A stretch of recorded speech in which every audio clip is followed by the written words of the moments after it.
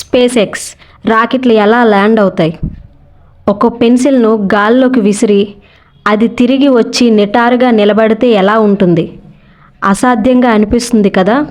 కానీ అదే పనిని స్పేస్ ఎక్స్ ప్రతిసారి వందల టన్నుల బరువున్న రాకెట్లతో చేస్తుంది.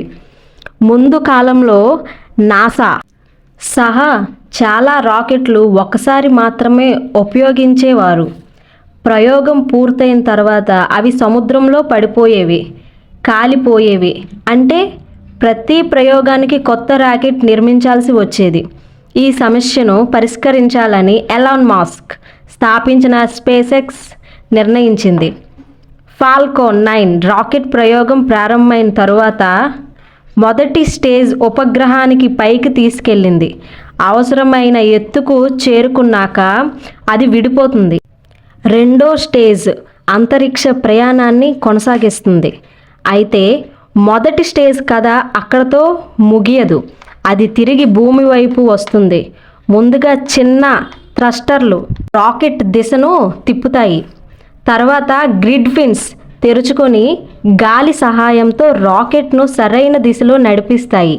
కిందకి వస్తున్నప్పుడు రాకెట్ వేగం గంటకు 1000 కిలోమీటర్లుగా ఉంటుంది. ఆ వేగాన్ని తగ్గించడానికి మెర్లిన్ ఇంజన్లు మళ్ళీ వెలుగుతాయి. దీనినే ల్యాండ్ బర్న్ అంటారు.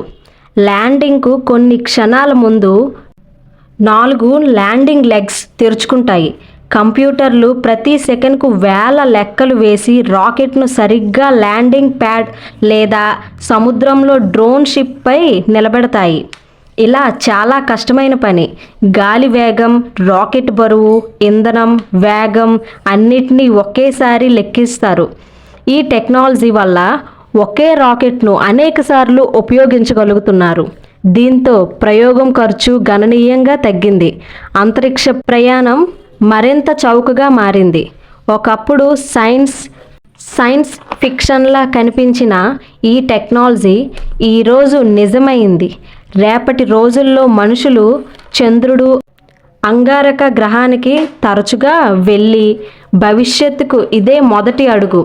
మరిన్ని ఆసక్తికరమైన సైన్స్ కథల కోసం చూస్తూనే ఉండండి భువి టాక్స్ ఛానల్. ఈ వీడియో నచ్చితే లైక్ చేయండి, షేర్ చేయండి. మరిన్ని ఆసక్తికరమైన వీడియోస్ కోసం భువి టాక్స్ ఛానల్ను సబ్స్క్రైబ్ చేసుకోండి. Thank you.